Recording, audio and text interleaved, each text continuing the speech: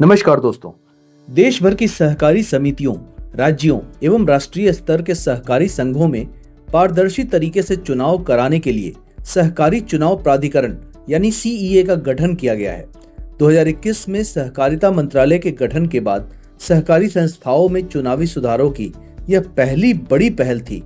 देश के पहले सहकारिता सचिव डीके सिंह सीईए के पहले चेयरपर्सन बनाए गए। समय पर पारदर्शी और भेदभाव रहित तरीके से चुनाव कराना इसका मुख्य मकसद है, मगर जिस काम के लिए इसका गठन किया गया है वही अब ध्वस्त होता नजर आ रहा है, क्योंकि सीईए के रवैये से कई सहकारी संस्थानों में चुनावी प्रक्रिया ठप पड़ी हुई है। समय पर चुनाव नहीं होने से उन संस्थाओं का कामकाज प्रभावित हो रहा है।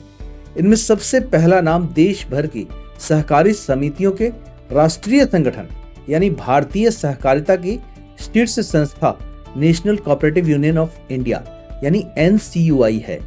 एनसीयूआई के बोर्ड का कार्यकाल पिछले साल नवंबर में ही खत्म हो चुका है। एनसीयूआई ने बोर्ड का कार्यकाल खत्म होने से पहले जून 2025 में ही सीईए से चुनाव कराने की सिफारिश कर दी थी। सीईए ने राज्यों के डेलीगेट्स का तो चुनाव करा लिया, लेकिन डायरेक्टर्स का चुनाव नहीं होने से नए बोर्ड का गठन नहीं हो पाया है। नया बोर्ड गठित नहीं होने से फेडरेशन का कामकाज बुरी तरह से प्रभावित हो रहा है। पिछले एक साल में यहां से दर्जनों अधिकारी रिटायर हो चुके हैं। बोर्ड विहीन होने से एनसीयूआई में नए अधिकारियों की नियुक्ति नहीं हो पा रही। केंद्रीय सहकारिता मंत्रालय ने ज्वाइंट सेक्रेटरी सिद्धार्थ जैन को 6 महीने के लिए एनसीयूआई का एडमिनिस्ट्रेटर नियुक्त कर दिया है।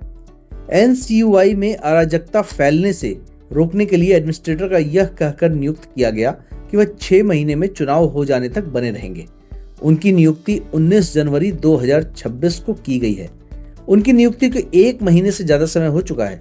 इसके बावजूद चुनावी प्रक्रिया शुरू नहीं हो पा रही है। इससे फेडरेशन के रोजाना के कामों में भी दिक्कत पेश आ रही है। कोऑपरेटिव इंडिया ने पहले भी एनसीयूआई के समय पर चुनाव नहीं होने को लेकर वीडियो बनाया था।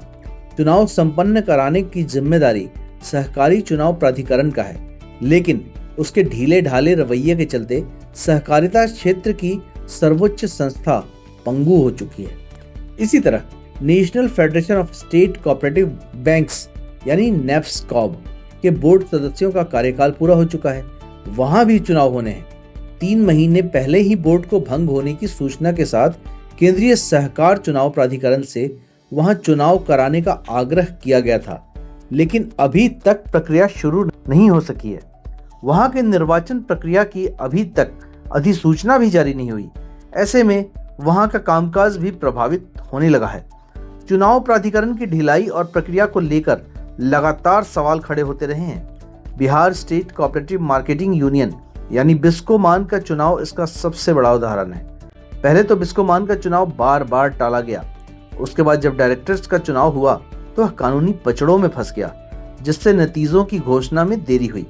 साथ ही यह भी हुआ कि जिस पैनल के सबसे ज्यादा डायरेक्टर चुने गए, उस पैनल के डायरेक्टर्स चेयरमैन और वाइस चेयरमैन नहीं बन सके, और जिस पैनल के कम डायरेक्टर चुने गए वे चेयरमैन और वाइस चेयरमैन पद पर काबिज हो गए।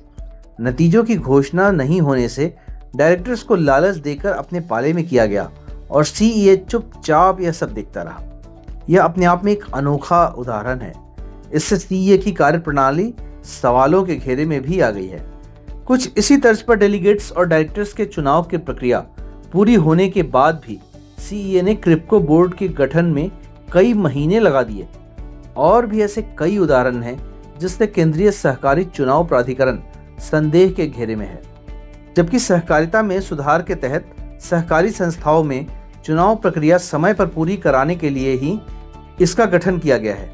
आमतौर पर सहकारी संस्थाएं चुनाव प्रक्रिया समय पर पूरी कराने के लिए सूचनाएं समय पर देते रहे हैं। इसके बावजूद सहकारी चुनाव प्राधिकरण की यह ढिलाई सहकार क्षेत्र में सुधार की गति को बाधित करेगी और उसकी साख पर बट्टा भी लगाएगी। तो दोस्तों, अगर यह वीडियो आपको पसंद आया हो तो कमेंट जरूर करें, वीडियो को लाइक और ज़्यादा से ज़्यादा शेयर भी करें। अगर आपने अभी तक चैनल को सब्सक्राइब नहीं किया है तो आज ही सब्सक्राइब कर लें और नोटिफिकेशन बेल दबा दें, ताकि इस तरह के हर अपडेट्स आप तक तुरंत पहुंच सके। धन्यवाद।